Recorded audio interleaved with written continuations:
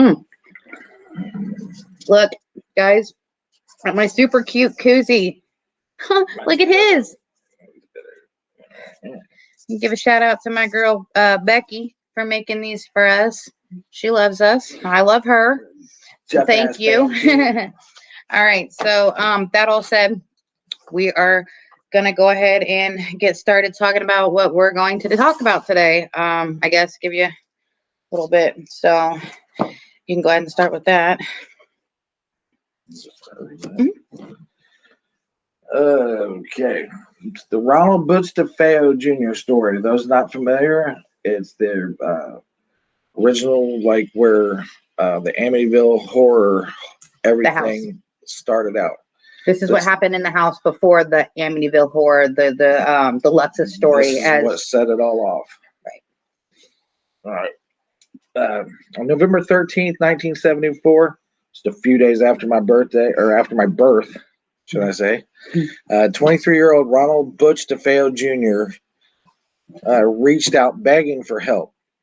As it come to find out, it wasn't just his mother and father. DeFeo was actually the only survivor of a terrifying massacre that also took the lives of his 4 siblings, who ranged in ages 9 to 18. When he was begging for help, he cried out, "I think my mother and father are shot," he cried. But later, Ronald DeFeo Jr. was eventually to be convicted of the 6 murders. But before he was convicted, and even some nearly 50 years later, he would go on to give several different reasons for slaughtering his family, including mafia ties, family abuse, resulting in premeditated murder. A drug-induced blackout voices told him to. A dark cloaked figure brought him the gun that night while sitting in a daze on the couch. To even later claiming that the dark cloaked figure was his 18-year-old sister. And final, most brutal killing, ended up smoking her, and her name was Dawn. In today's episode, we're going to read to the basic rundown of the Robert DeFeo Jr. story and discuss our thoughts on the matter. I'm your host, Shape 138. This is my wife, Lady Rome. So, away we go. Yeah. Okay, so that's what we're going to discuss today. Before we do, I have some announcements. Eddie's in the house. What's up? Your brother's in the house. Hello, brother. look at my ugly ass brother up there. He's not ugly. He's handsome. I need to move my chair. I look like you son of a bitch. Sorry, guys. I got to get comfortable. All right, here we are. I can't grow a mustache because you all tried to cut my throat. And now I got a little scar right there. And I look like Cheech. All right, so I don't know if this had happened since the last episode. I feel like it has. So I did a new merch drop. Anybody who's interested in taking a look at what I came up with, I've started an all over print portion of merch. So it's basically all over the item of clothing. I have more options to place logos, whereas like just a regular t-shirt, you put a logo on the front and a logo on the back, and it's fairly basic. But anyways, so there's that. If anybody cares to check it out, you can find it on my personal page. You can also, if you're not on my personal page, you can go to the Casual Scream Facebook page or the Juggalo News Facebook page and find it in the feed somewhere, because it was also shared to those places from my personal page. So pretty easy to find if you want to check it out. Prices are also there. If you do want merchandise, just reach out to either the Facebook page, the Casual Scream Facebook page, or my personal page, and I can personalize an order for you. That's pretty much that on the merch. Beardo. Next Sunday, I want to talk about next Sunday's show. Just so everybody knows, next Sunday is going to be done at 6 p.m. instead of 9 p.m. Next Sunday is my birthday. So in honor of that, I want to go live much earlier, so I have more of my evening. Oh my God. So yeah, 6 p.m. Eastern next week, guys. 6 p.m. It will not be 9 p.m. So don't miss the show if you guys are interested. Also, in honor of my birthday, we are going to be reviewing the movie Happy Death Day. That's what it's called, right?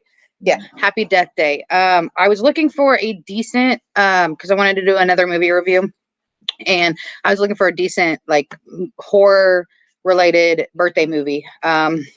And I wanted something that might be semi-good anyway. So I chose the movie Happy Death Day. We watched a preview on it. Neither of us have seen it, but the trailer basically indicates that it's kind of like Groundhog's Day, except on a girl's birthday. And she gets murdered, and she has to relive that day each day every time she gets murdered until she figures out who her murderer is. And it's always on her birthday. But anyways, so that's the movie for next week. If anybody's interested, if they haven't seen it and want to see it, it's called Happy Death Day. And yeah, that's what I'm gonna watch. So cool. Happy birthday to me. I want to do a quick shout out to my wife for all my amazing toys. If you guys could just see my horror room, I mean, it's just. So we've been buying stuff like since Christmas, and when we were on vacation, we bought some stuff at that one oddity store that we talked about the last episode.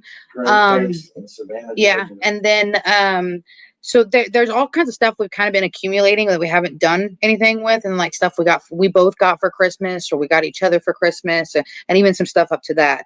But I mean, we've got quite the collection, and today he really today and yesterday, because he had a 3-day weekend this week, he really kind of pushed it out, and this room is amazing. I will probably take a video if anyone's interested in seeing our monster room, but it's getting pretty fresh, so that will also be posted to Facebook. You guys can see the studio, if you will, or our podcast room or whatever. We'll lay our fucking demo down. So yeah, that's the next episode. Also want to let you guys know this Amityville piece that we're doing, because obviously this is part of Amityville. We are going to do a 2-part. So this is just the Ronald DeFeo Jr. portion of the episode. Moving forward, there will be another episode after my birthday, of course. I don't exactly know when. I'm not for sure if it's going to be the first episode after my birthday or when, but it will be to come the other part of Amityville, which is the Amityville horror, the Lutz's story. So I know a lot of people would probably be pretty interested in that. I mean, most people like ghost stuff. So there will be that coming up as well. So this isn't the end of it. Don't worry. And I do want to real quick, before we jump into this, give a couple shout outs. HB Grizzly joining us, Gage. What's up? Yes. So real quick, let me just give some shout outs. I want to thank all of you guys, all of our supporters. Thank you for coming in every week. Thank you for rocking it out with us, sharing the live feed, sharing the promo. Thank you guys all for everything you do. My street teamers, we have a little street team, and if anybody's interested in becoming part of the street team, just hit me up. But we have a street team where you guys, they grind so much, just constantly, the constant grind and constant pushing of promo and live feeds and everything that you guys do. Even our fans and our followers, everything you guys do is just unbelievable, holding it down each week for us. So we can't say it enough, and we will say it every episode, that we love you guys and thank you for everything you guys give to us.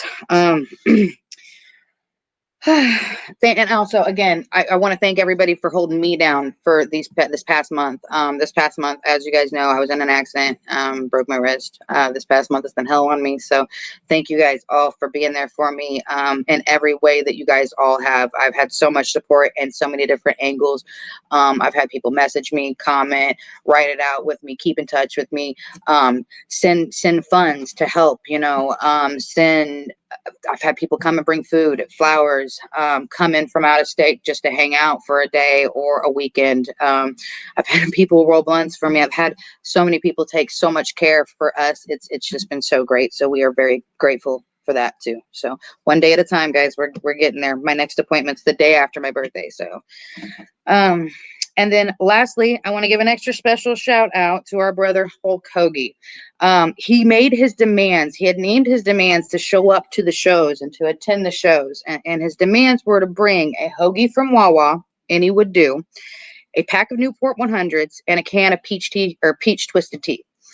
I was able to talk him down to just a shout out with the promise of IOUs on the other items. But I fucked up last week, and I completely fucking spaced saying anything. In all fairness, it was our first episode back, and I was all over the place. It's a shitty, whatever. It had been a month. But I did want to say, Hulk, we love you. Keep it Wawa. We love you so much, and we cannot see you, or we cannot see you. We cannot see you. Can't see you right now. We cannot wait to see you. Yeah. So very few know. And everybody else, we love you guys. Very few know how this real face looks like, but I know. He helped with the super wedding. Yes, he did. He helped save the day even. Because that morning was fucking crazy, guys. Getting married at the gathering. Whew. That was... Hoagie came in clutch. Yes, we he just did. met him for the first time, and he came in person. We've known Hoagie for years on Facebook, but in person. Anyways, all right. Well, that said, that's all of that. Everybody should come out to the ABK show next weekend in Michigan. Yeah, in Westland. Yeah, it'll be fun. Some real bangers on there. Our homie fucking Bakelow is gonna be performing, and that's the dude right there. So plus, everybody else, all the homies that are coming out. We're getting to see Drew, our buddy Drew, who was actually he was actually our best man for our wedding as well. We get to spend the weekend with him. So super stoked. That's a great way to kick off my birthday weekend. So anyways, if anybody wants to hang out, we'll be in Westland, Michigan. So come out to the show and kick it with us. We'd love to see you guys. Bring crack. Don't bring crack. No crack. Pot, sure. The homie B made it home from Cincinnati. What's up, brother? Good. Glad you're alive and still with us. All right. So without further ado, I guess we'll go ahead and jump into our notes for the show. So you ready? Let's do this. Okay. Let's get started. Pardon. In 1974, Robert DeFeo killed his entire family, including his parents, brothers, and sisters, while they were sleeping in their beds. The murders inspired the film The Amityville Horror, which we will, like I said, get into in the next episode.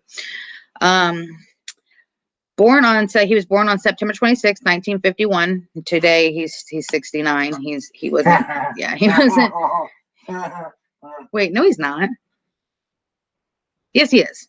Yes, he is. Sorry, I don't know. He's 69. Why are you so gay for that? Oh my God, guys, he's a child. Oh my goodness. Oh, this is my life, y'all.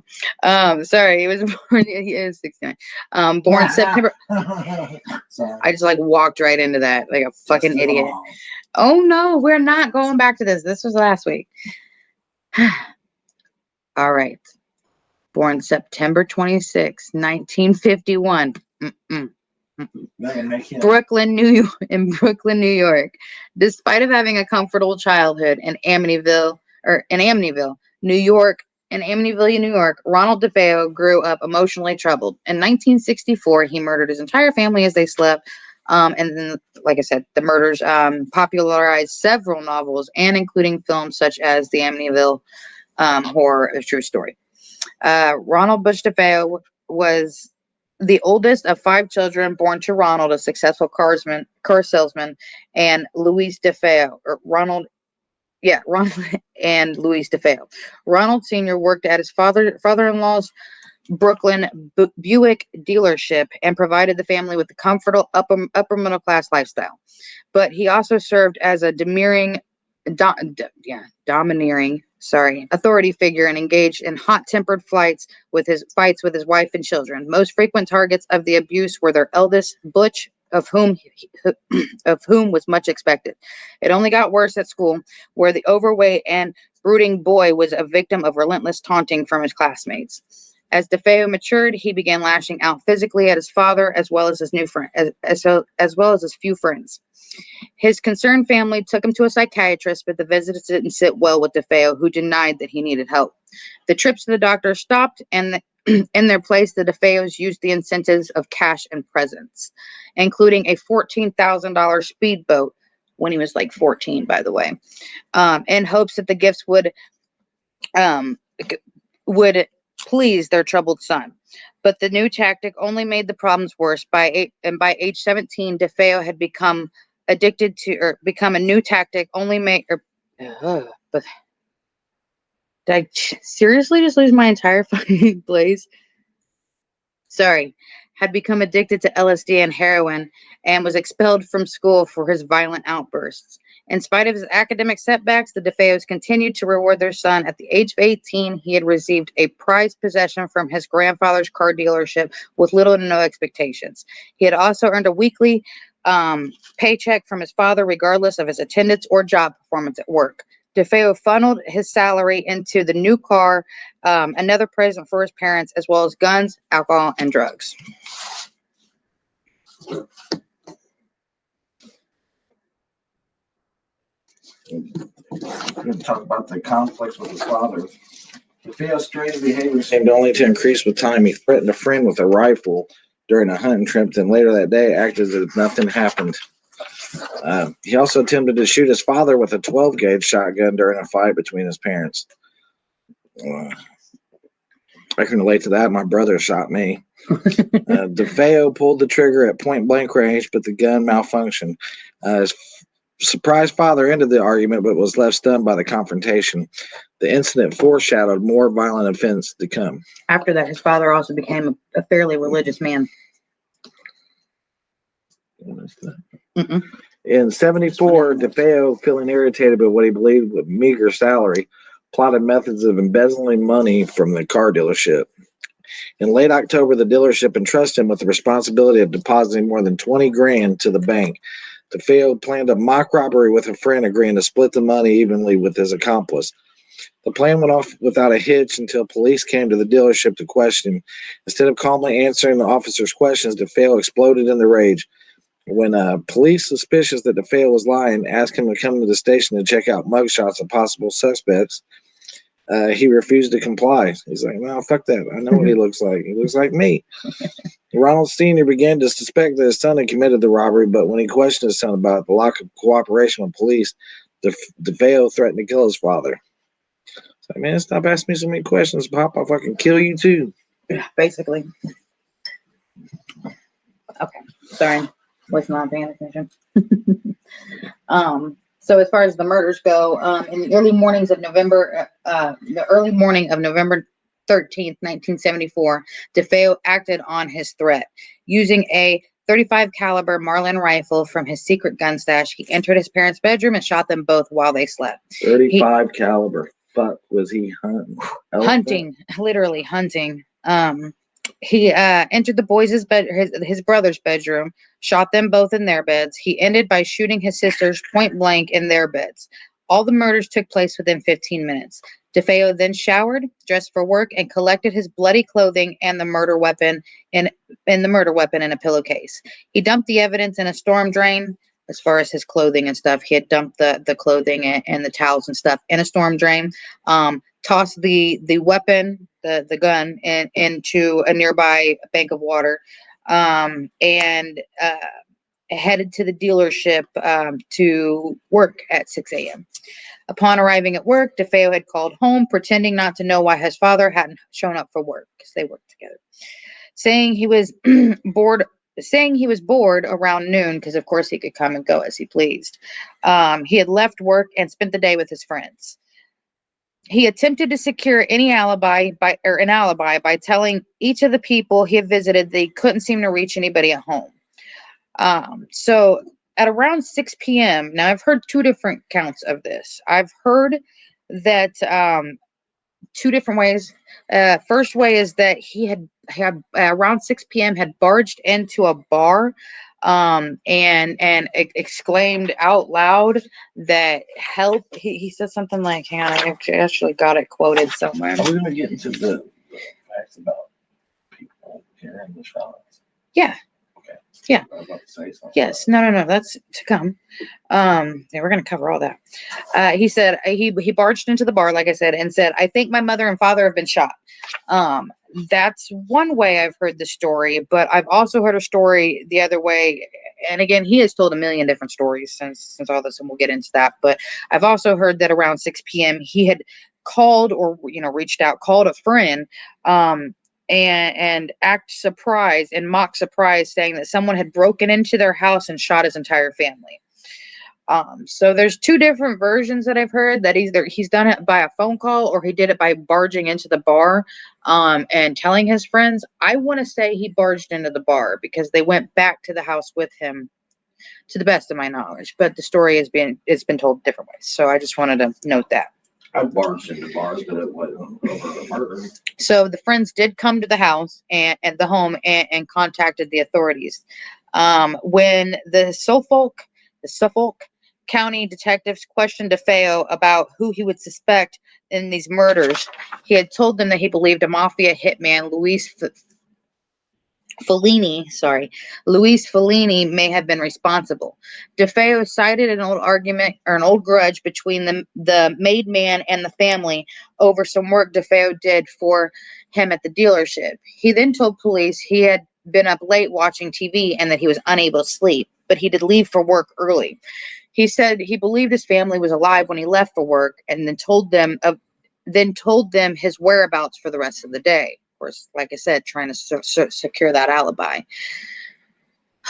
Police placed DeFeo in protective custody as they searched for a suspect.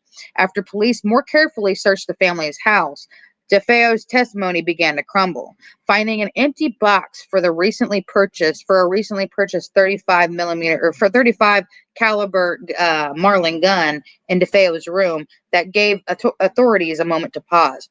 As the timeline came together, it seemed more realistic that the murders had happened earlier in the morning. The family had all still been wearing their pajamas, so it couldn't have been earlier in the day, placing DeFeo at home at the time of the murders. When authorities questioned DeFeo about the new evidence, he then began to change his story. He said that Fellini had appeared at the house early that morning and put a revolver to DeFeo's head. He then said Fellini and his accomplice dragged him from room to room as they murdered his family. As the story unraveled, police extracted a confession from DeFeo. He finally broke down, stating, "Once it had started, I just couldn't stop." He said, It went so fast. It was like a can of Pringles. Yeah, I mean, once I started, I just couldn't stop. It went so fast. He admitted that he had taken a bath and redressed, and details where he had discarded the crucial evidence, such as the bloodstained clothes and the Marlin rifle and cartridges, before going to work as usual. So that's that's some pretty hardcore shit, you know. So, got his ass locked up after the confession. So, what usually happens after you spill your guts, you have the imprisonment and then your trial. DeFeo's trial began on October 14th, 1975, nearly a year from the date of the murders. DeFeo's defense attorney, William Weber, attempted an insanity plea for him, and the murder suspect told jurors that he heard voices that told him to kill his family. The psychiatrist for the defense, Dr. Daniel Schwartz, supported the claim, saying that DeFeo was neurotic and suffered from dissociative disorder. But the psychiatrist for the prosecution, Dr. Harold Zolan, proved that DeFeo suffered from antisocial personality disorder. Don't we fucking all? The illness made him a defendant aware of his actions, but motivated by a self-centered attitude. Jurors agreed with the assessment on November 21st, 1975. They found DeFeo guilty on all 6 counts of second-degree murder. He was sentenced to 6 consecutive life sentences. I mean, I never understood that. People get like 6 life sentences. I feel like life should be life. One's good enough. Yeah.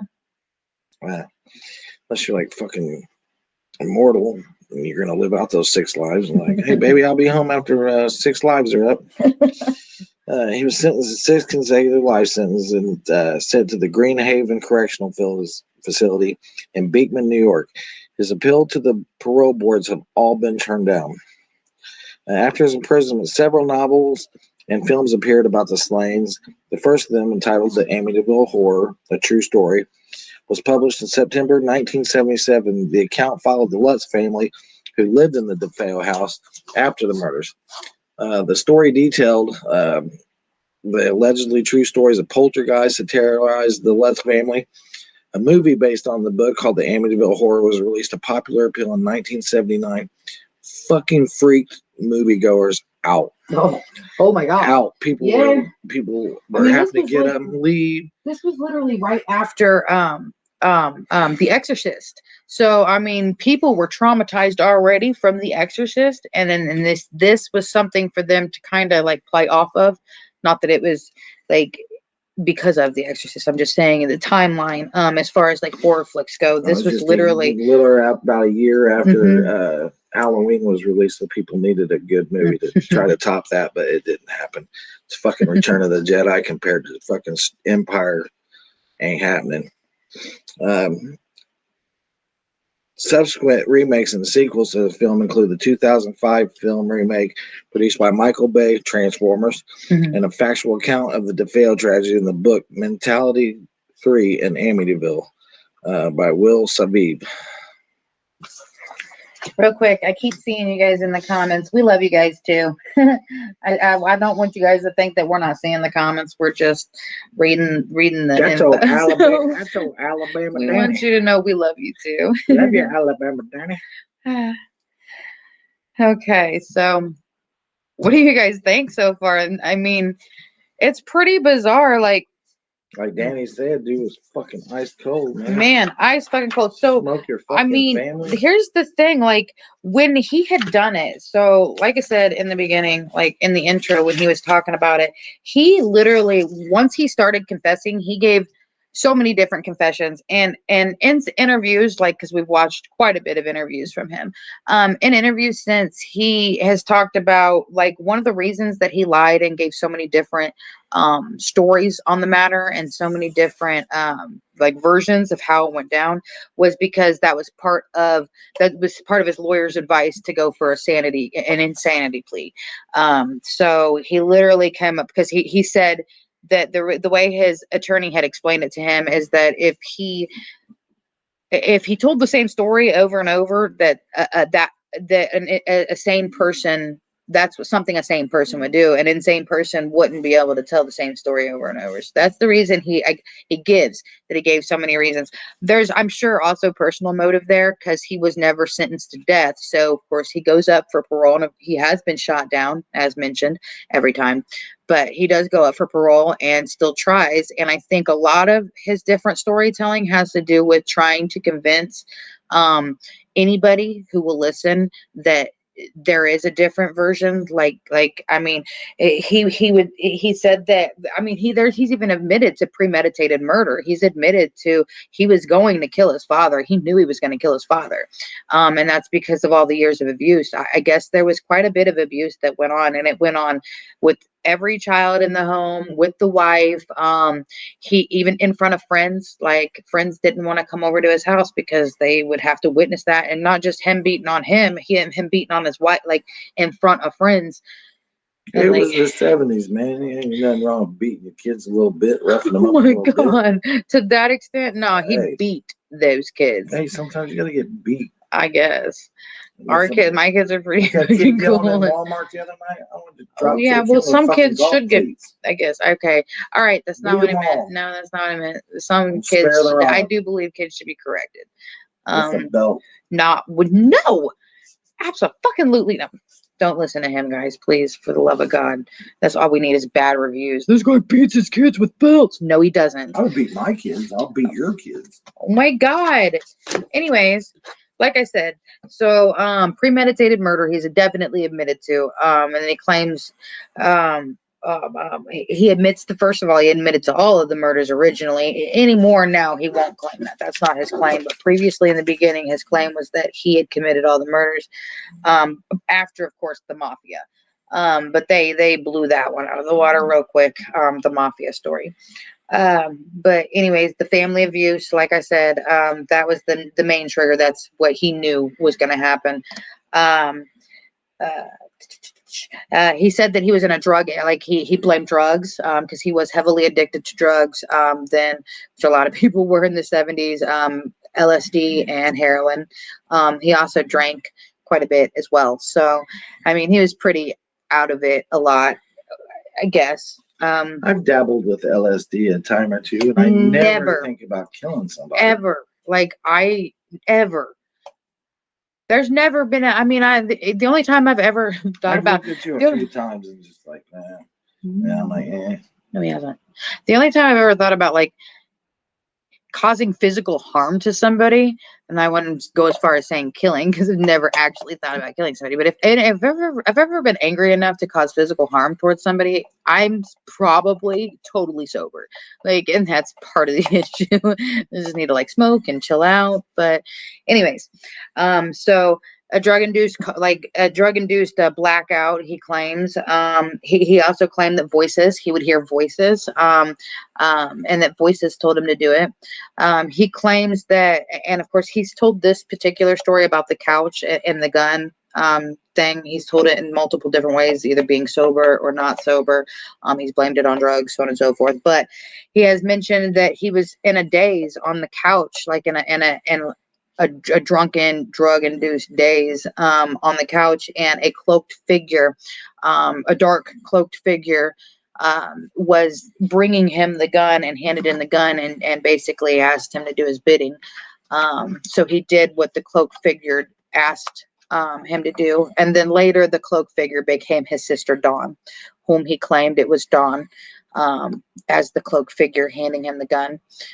He's also said several different stories about the Dawn situation, that it was Dawn and one of Dawn's friends who fled, and that he killed her when he had returned home and seen what she had done to the rest of the family. And he killed her by accident with a struggle with a rifle. He said, what else? That they all worked together, and no one else was prosecuted besides him, that Dawn and a friend. His biggest thing is that he says his biggest admittance was that he actually did kill his father.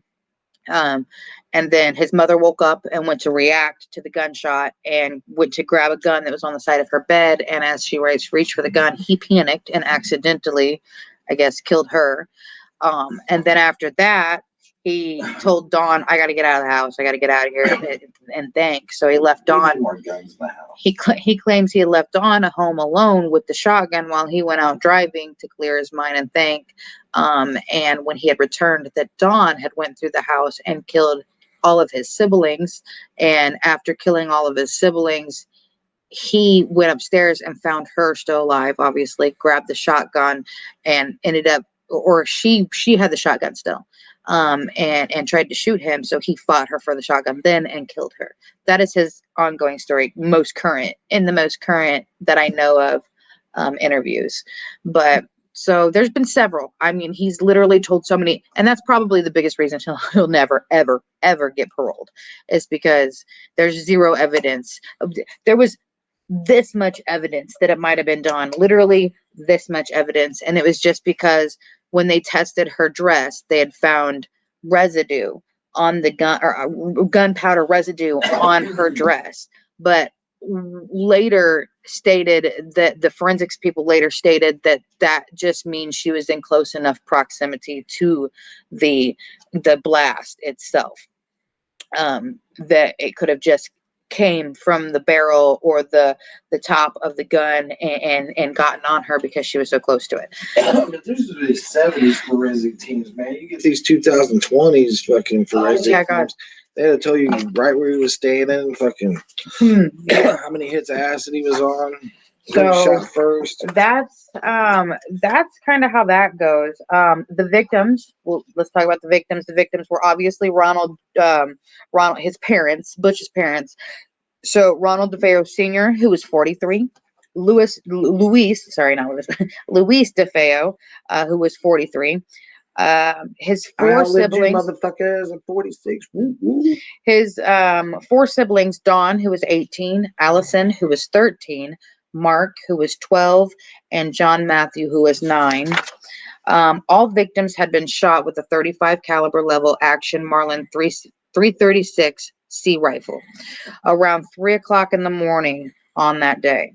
The DeFeo parents both had been shot twice, while the children all had been killed with single shots. Physical evidence suggested that Louise DeFeo and her daughter were both killed, or her daughter Allison were both awake at the time of their deaths. According to the Soulfuck. This is not what I meant to say. This Suffolk. Suffolk. Is it, how do you say that? Like, is it Suffolk? Suffolk? Not Suffolk. It's close. I mean, it's close. County police, which is where this took place, obviously. The victims were all found lying face down in their bed. The DeFeo family had occupied 112 Ocean Avenue since purchasing it in 1965. The 6 victims were later buried in the nearby St. Charles Cemetery in Farmingdale. Now, real quick to touch base on that address. Due to tourism, they did have to change the name of that address. They had to, they completely changed the name, like the address of that, so that when you look up 112 Avenue, it's not there anymore. It's not, you can't find it anymore. They If the house is still there, you're like, oh man, that must not be the same house. That's not the right address. I don't know. So yeah, they had to, but I mean, you got to think tourists. Like the monsters trying to change their fucking address from 1313 Mockingbird Lane. We're 1414, like, not the same house. So they did, but they did change the address and everything on the house to avoid all the tourism because it was getting out of hand. Like tourists were ending up on like the neighbors' lawns and pulling siding off the house and shit. Oh my gosh, just trying to get like a piece of the Amityville. It was, and of course, a lot of that actually came after the Lutzes, because the Lutzes are what they a lot of people still believe the Lutzes story, and a lot of people don't believe the Lutzes story. But according to them, they were there for 28 days and then fled shortly thereafter. And everything, amen. It went obviously it's what the Amityville is known for. So shockingly, not actually this murder that really took place, but a lot of people believe that the Lutzes ran off of the fact that this did happen in the home a year prior, which, I mean, based on hauntings, would make complete and total sense. 6 people died violently in this home.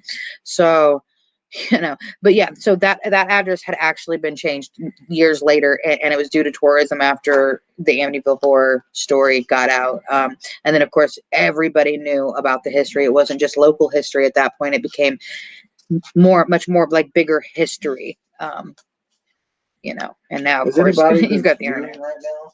And they happen to go into the New York area, and have you ever went and drove past the house or looked for it, and to see. We do that. Like when we travel, especially now that we've got this show, anytime we travel, we try to do some research on the areas that we're going to be in.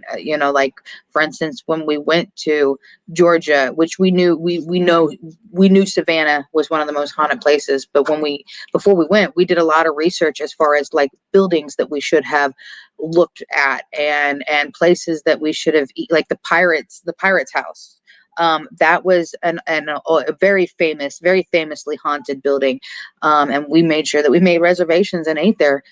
Great fucking menu, great food. Mostly seafood. I'm not a seafood person. He is. But they have land food. People like me, they've got a menu for us. But great shit. I wanted to go to Benoit's house, but it was a little far out of no, it's not even that. It was a little too far out of the way, I think, was the biggest reason we didn't go to the Benoit place. I know next time we probably go, because we've got some buddies that live out in Georgia.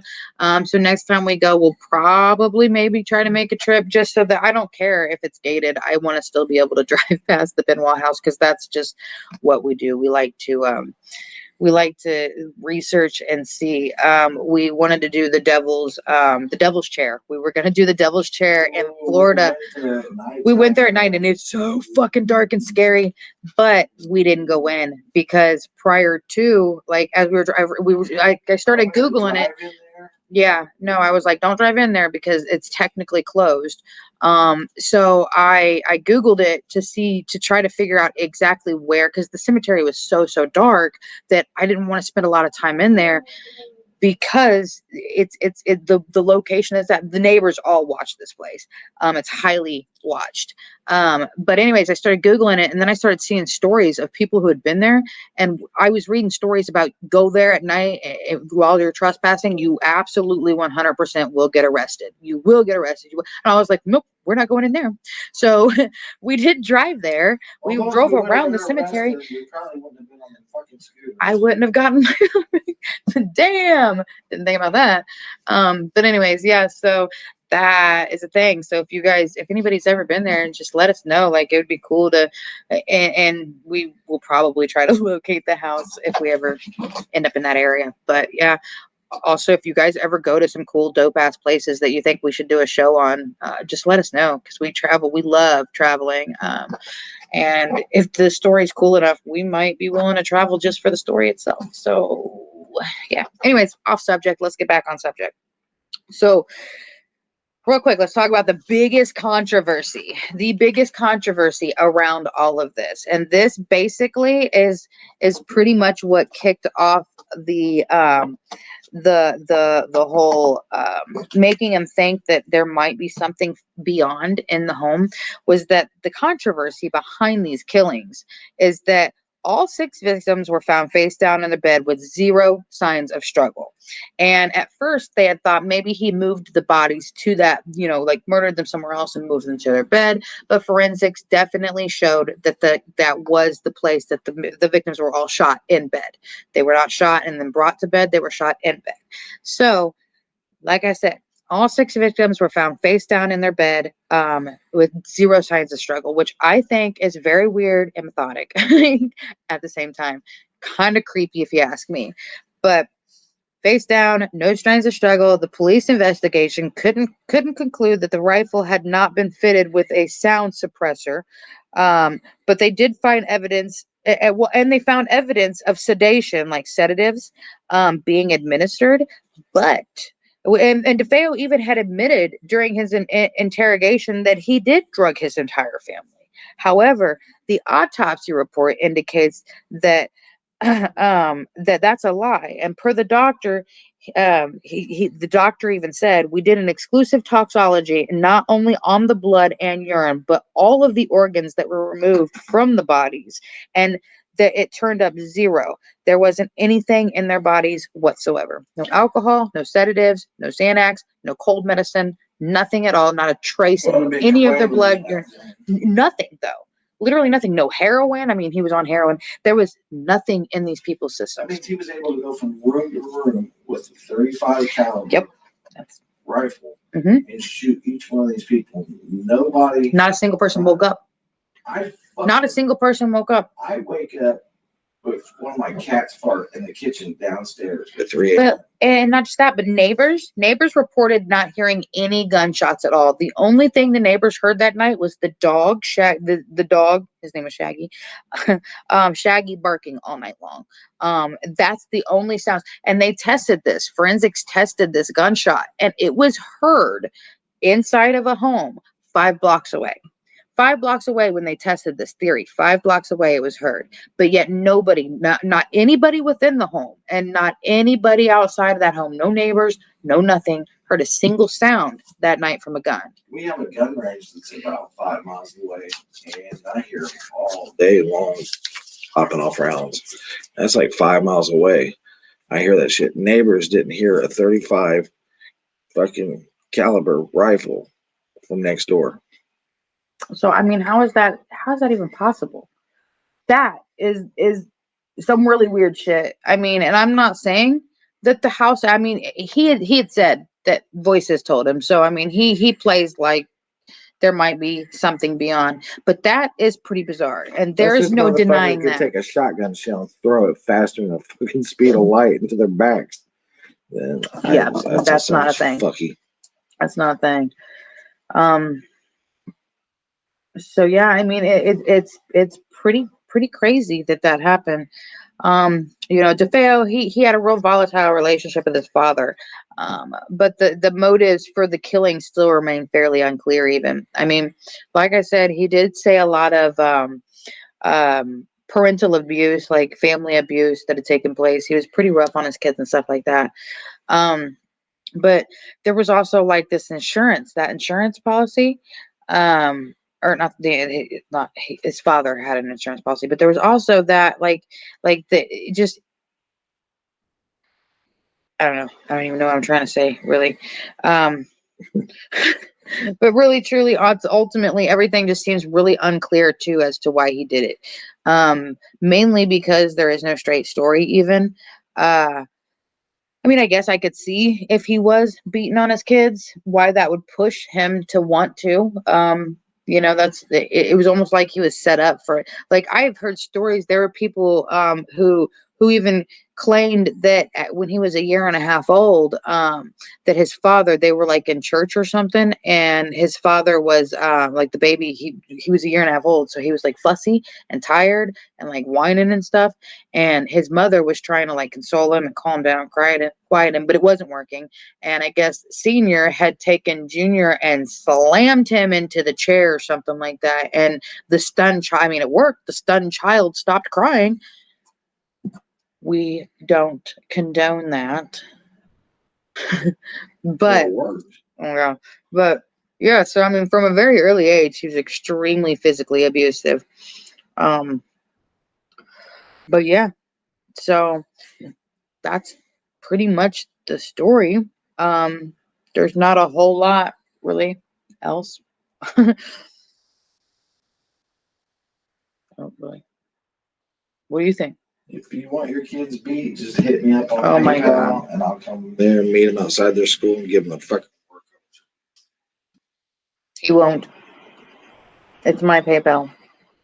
I won't accept the money. I take food stamps. Oh my God, Wick. that's illegal. Wick. Anyways, so yeah, that's pretty much the craziness that all, like took place as far as all See, that Janice goes. agrees. Back then, everybody beat their kids. That's what you I do. know everybody beat their kids back then. You let Some them ride people in the still back of beat their pickup kids. trucks. We did ride in the back of pickup trucks. And drink from the water hose. Mm-hmm. That all pretty much stopped with like anything beyond my generation. In my 30s. So anything beyond that. So what do you guys think happened? You think a demon or some kind of entity fucking possessed him to do it, or you just think he was fucking slick and was able to fucking smoke 6 people with a high caliber shotgun without one person waking up and trying to stop him? They said his sister was the last, and that she was the most brutal. I know there was indications that they had either like there wasn't there just was no sign of struggle. I know that some people say that maybe there was a thing between them, something going on. Maybe that's why it was the most brutal. That's his fucking. Yes, and that happens like all the You time. know what the good book says about fucking your sister? Don't. But yeah, so I don't know. It also I could see maybe potentially her being involved, but if she was involved and dead, I think from the get go I would have said she was involved. But then again, like I said, he came up with a million different explanations. He says that the reason he gave, I mean, he's given so many reasons for even giving so many reasons, and his biggest reason, he was trying to tell anybody anything he could to get him off his trail. As far as the cops went and stuff like that, just get him off his back, get him off his back, get him off his back. So I don't know. The guy seems pretty wild to me. If you ever see any of his interviews, he's pretty out there. And he's spent obviously most of his life now in jail, so he's weird. He's a weird guy. Um, but yeah, so that's that, and that's basically everything. So that's everything that led up to Amityville Horror.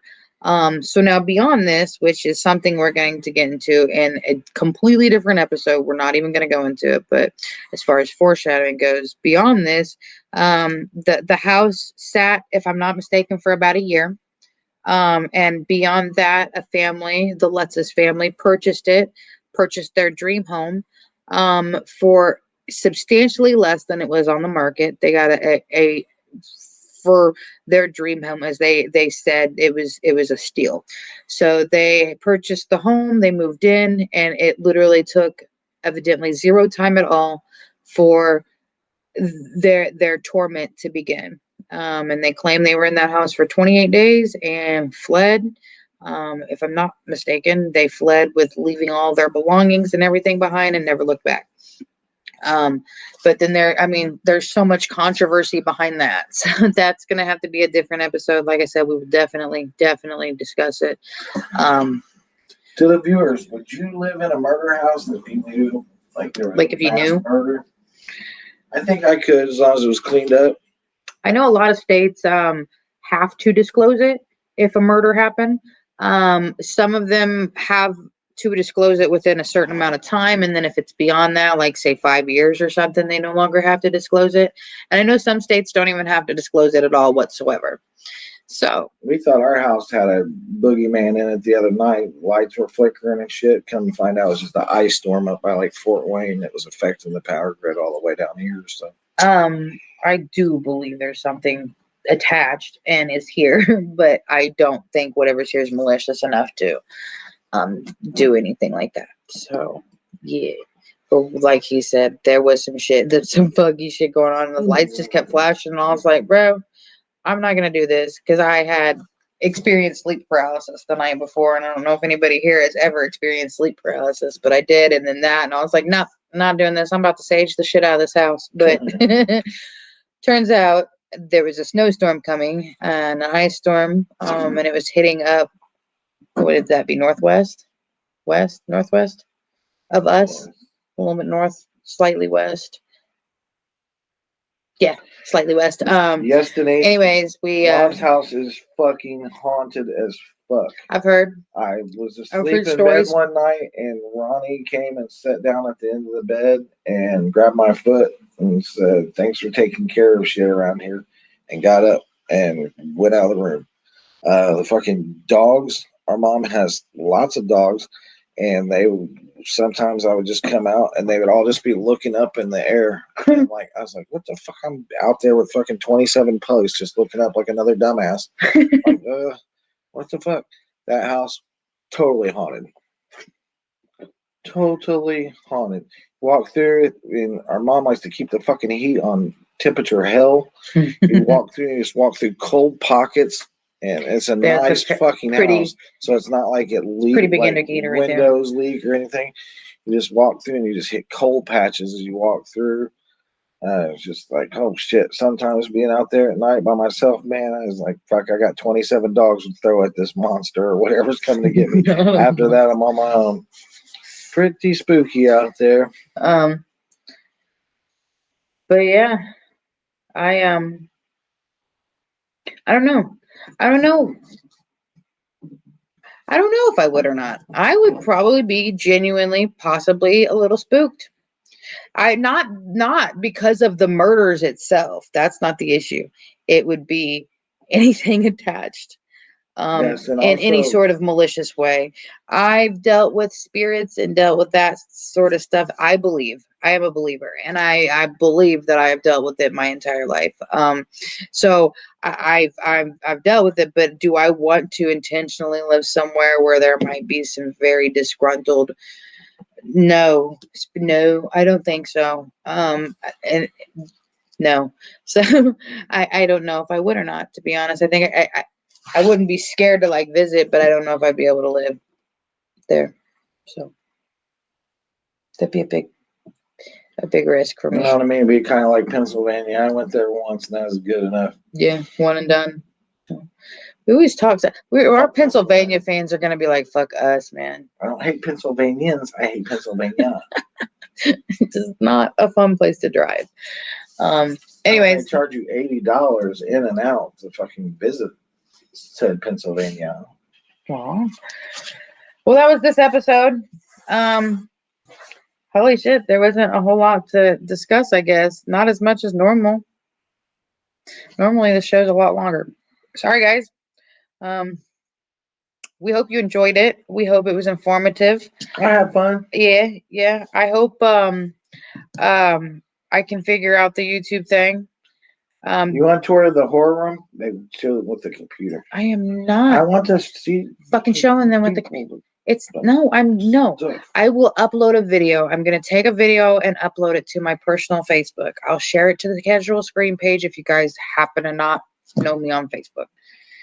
Is that okay? He's so proud of it. We're proud of it. It's really cool. So I'll go ahead and do it. I'll post it now. So you guys should look and go like it, because Big Babyface here is banned on Facebook because he can't keep his fucking mouth shut and not be an asshole to people. I shouldn't have to keep my We're mouth not. shut. We're just not. But yeah. So he copped a whole 30 after he was out for like days. I was out on the street for 6 days. And copped a whole 30 a week before my birthday. So I won't be getting a birthday post from my husband this year. I'm gonna still make him post one after my birthday when he gets them banned. Has no birthday post. I'll put it on my space. So, anyways, but yeah, so like I said, next week we're gonna do Happy Death Day. Anybody who wants to watch it and be a part of my birthday episode, that'd be super dope. If you don't give a shit to watch it, still be here because it's my birthday. And you can just ignore everything I say, but make comments or something because you love me. So, anyways, that's pretty much it, I guess. You got anything else to say? Yeah. Fuck you, Hulk Hogan. You didn't show up. He might have showed up just because it didn't. I've been watching. That no, for one, you've also been reading. He's puffing Peters behind a wall with shank or something. Fuck him. Well, playing video games or something. Yeah. Thought you was my boy. Petty. Petty. Tom Petty, motherfucker. I don't give a fuck. Look, see, Chris Nolan's here, so he'll know. Don't you worry, he'll know. Chris shows up every I know week. he does, because Chris loves us. I've been giving Hulk shit for like a week or so now. Gage? He literally hasn't even been here. Amber, I don't know where he's at. Usual, he doesn't love us. The usual screen. He says he does, but maybe he's mad because I didn't give him a shout out last week. I tried to make up for it, and he ain't here. Fucking whack. Anyways, it was Shank. Puffin Peters was gay for that. Playing Anyways, guys. Red Dead Revolver or some shit. So they're boxers feeding each other Cheetos. We love you guys. Don't forget to share this content if you wouldn't mind sharing this video. If you're in any groups, share them to the groups because the views are where it's at. I'm going to work on the YouTube channel. In the meantime, I will upload this as a video. And if you guys do have YouTube and wouldn't mind A, subscribing, B, watching the videos so I get views on there too. You don't even have to watch it, the whole thing, especially if you watched it on here. Just click it so that it comes up as a view. And if you could like the video on YouTube, that would be sweet. I love you guys. Really trying to build that YouTube channel too. So I guess we're going to wrap this up. Props to the wife for our hard work on the merch this week. She's fucking killing these designs. Oh man, I've got extra stuff. I've already got stuff ready for the next merch shop. You some casual Scream swag. You won't be fucking disappointed. You'll be casually comfy. Quality, we take care of the shipping. Fucking, it's just sweet fucking shit, man. And all of our prices, everything I post is with tax and shipping. So it's not like going to your order don't come here and we don't like set donuts on top of it like M&E or Psychopathic. Yeah, it doesn't take months for you to get. I've had two issues as far as a delay, and they were, as soon as I realized there was a delay, it was handled and taken care of, and I keep people updated. So trust and believe. I have yet to have a single customer who's been let down. Everything is pretty fresh. So if you guys are interested, hit us up. But anyways, we love you guys. Thank you for tuning in this week. Thank you for sharing the feed. Thank you for everything. And we will see you next Sunday. Don't forget 6 p.m. Eastern. We will see you at 6 p.m. Eastern because it's my birthday. Next Saturday. Oh yeah, and if you guys want to hang out with us, we'll be at the ABK show in Westland, Michigan some stickers, next Saturday. So we love you guys. Thanks for rocking it out.